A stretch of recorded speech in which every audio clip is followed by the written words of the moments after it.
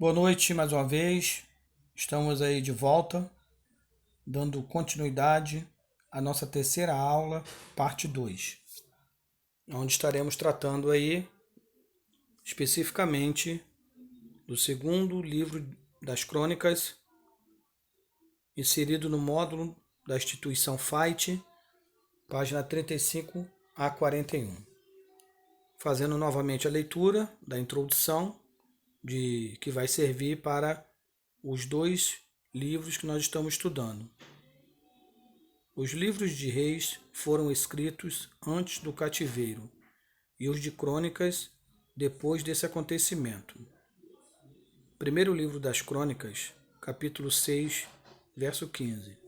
Reis narra a história do ponto de vista profético. Crônicas, segundo uma abordagem sacerdotal, enfatizando o ritual do templo. A bênção e graça que Deus dispensa a Davi como fundador do culto do templo e aos seus sucessores no trono de Judá, até o exílio. Em Crônicas, os reis de Israel são ignorados e mencionados só quando há necessidade, que, ao contrário de primeiro e segundo reis, que entrelaçam a do reino dual. Então, deixa eu completar uma informação necessária sobre os livros das Crônicas. Na Bíblia hebraica, esse livro não segue o modo tradicional de receber um nome. Usando as primeiras palavras do livro, no caso desse livro, as primeiras palavras são o nome de Adão, Sete e Enoque. Em vez disso, o nome do livro é Dible Hai-Amin, os Anais. Abram parênteses, eventos, acontecimentos, fecha parênteses, dos dias. A tradução grega do Antigo Testamento hebraico, que é a Septuaginta, usou o termo paraleipomena, que significa omissões ou complementos. Para os tradutores gregos, o livro de Crônicas repetia as informações de Samuel e Reis, completando com novas informações. No quarto século depois de Cristo, Jerônimo, que traduziu a Bíblia para o latim, que é a Vulgata, descreveu o livro como sendo uma crônica em resumo da história divina.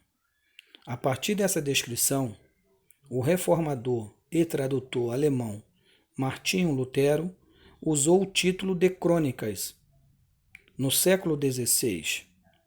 Assim como Samuel e Reis, Crônicas foi originalmente escrito em apenas um livro.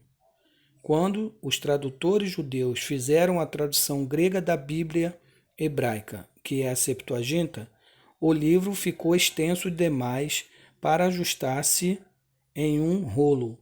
Por razões práticas, eles dividiram o livro em primeiro e segundo Crônicas. Ok? Próximo slide.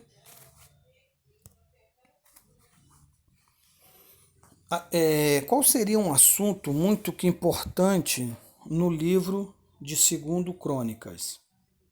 A história de Judá até o exílio. Qual seria um bom tema para o segundo livro das Crônicas? Fidelidade de Deus para disciplinar a dinastia de Davi. Cenário histórico é o mesmo, da criação de Adão até Ciro da Pérsia, no ano 538 a.C. Data do livro é a mesma, que nós falamos anteriormente, entre 450 e 425 a.C. Versículo-chave, muito conhecido, segundo Crônicas, capítulo 7, versículo 14. Sugiro que os irmãos façam as devidas leituras. Qual o objetivo dos livros de 1º e 2º Crônicas? Não muda, é a mesma leitura que eu fiz anteriormente. O objetivo é duplo, histórico e canônico. Histórico no sentido de apresentar de maneira sucinta, resumida, toda a história sob a perspectiva divina. Em vez de começar com Samuel ou Abraão, ele o faz com Adão. Ok? E o objetivo canônico, que Esdras não os colocou no fim por mera modéstia, mas para dar-lhes uma importância especial. Foi a explicação que eu dei anteriormente.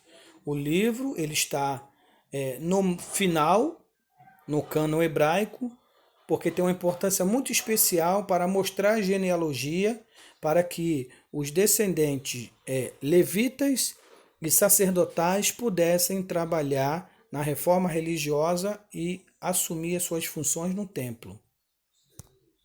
Só o cenário político é o mesmo do primeiro livro, não muda. Quando os livros de crônicas foram compilados, Judá já não era uma monarquia, e sim apenas um pequeno grupo de exilados que tinham voltado da Babilônia sob vassalagem do Império Persa. Na parte 2 do cenário político, Daniel chegará à posição de primeiro-ministro, tanto no Império Babilônico de Nabucodonosor como no Império Persa de Ciro. Daniel 2,6. Esté e Mardocai, ou Mardoqueu, em outras versões, exerceram grande influência nesse Império Persa a favor dos judeus. Nós vamos falar sobre ela depois. Próximo slide, o cenário religioso também não muda, é o mesmo. A tendência era pôr de lado as promessas da aliança de um grande reino davídico na Palestina, como se tudo não passasse de mera fantasia religiosa de uma época já ultrapassada. Ainda na parte B do cenário religioso, havia uma estagnação religiosa. É evidente em todos os 6 livros pós-exílio, Esdras, Neemias, Esther, Ageu, Zacarias e Malaquias, esses 3 últimos são profetas pós-exílio, especificamente. Vocês vão estudar ele nos livros dos profetas menores. Com a falta de perseverança e letargia espiritual, o povo precisava ser lembrado do programa e dos objetivos para Israel do ponto de vista divino, e como Deus era soberano e fiel em toda a sua conduta. Qual seria um bom propósito para o livro de 2 Crônicas? Diferente dos livros de Samuel e Reis, que tentam especificar as razões que levaram ao terrível exílio, Crônicas deseja conectar os judeus recém-chegados à sua história. Então, não foge do primeiro livro das Crônicas, o propósito. Até porque ambos, como eu já li anteriormente, ambos eram um único livro. Agora podemos aqui observar algumas contribuições singulares do livro de 2 Crônicas. Primeiro, este livro abrange o mesmo período que 2 Reis, mas com a ênfase em Judá, o Reino do Sul e seus governantes. Segundo, enfatizam a soberania, o domínio de Deus sobre os interesses do seu povo, a fim de cumprir seus propósitos, apesar dos impulsos humanos, 2 Crônicas 6, do 10 ao 11. E aí nós vamos destacar, no segundo livro das Crônicas, o perigo da prosperidade. Os livros de Crônicas enfatizam o perigo de deixar Deus de lado em época de prosperidade ou poder. Por exemplo, podemos destacar aqui, apenas no segundo livro das Crônicas, alguns exemplos de reis que, por causa da prosperidade, por causa do poder, infelizmente, eles deixaram Deus de lado. O primeiro exemplo é o próprio filho de Salomão, Roboão.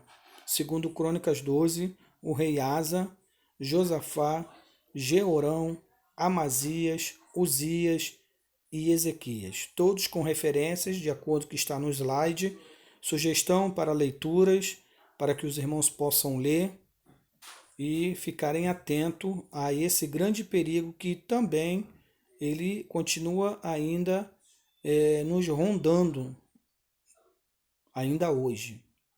Prosperidade e poder são bênçãos divinas, mas há o perigo de os alcançados por elas se afastarem de Deus. Amém? Muito cuidado com relação à prosperidade e poder. Deus não condena Pelo contrário, são bênçãos divinas, mas ou nós observamos que estas questões, prosperidade e poder, poderão ser um bom empregado ou um péssimo patrão para nós. Contribuições singulares do livro de 2 Crônicas. Conferências bíblicas de Josafá, né? Que o rei Josafá, ele vai fazer essas conferências, ensinar a lei, enviar professores para que a lei pudesse ser ensinada. Josafá distingue-se pelo singular método revivalista de mandar pregadores e professores itinerantes ensinar o livro da lei em todas as cidades de Judá, conforme está em 2 Crônicas 17 em diante. Depois nós observamos, em 2 Crônicas 13, aparece a expressão aliança de sal. O sal usado nas ofertas significava simbolicamente a perpetuidade e fidelidade. Qual o propósito e teologia do livro? Primeiro, narra o passado de Israel do prisma de sua história religiosa. Segundo, repete o tema da fidelidade à aliança de Deus. Terceiro, destaca em especial o perdão e promessas de restauração. Quarto, continua a história do plano redentor de Deus para Israel. Qual o valor ético e teológico do livro de 2 Crônicas? Letra A. A importância do culto e da obediência.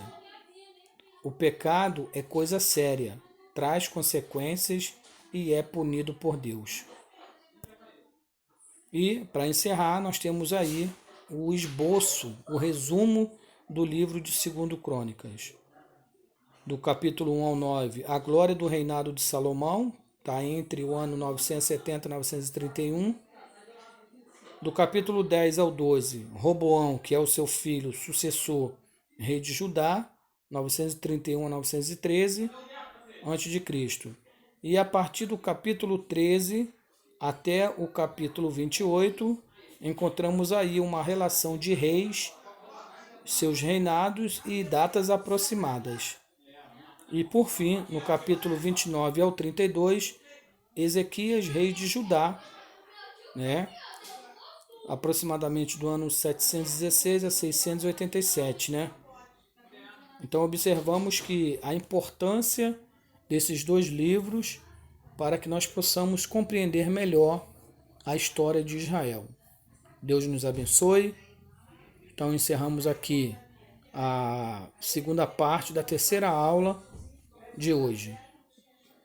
Boa aula, que Deus abençoe a todos em nome de Jesus.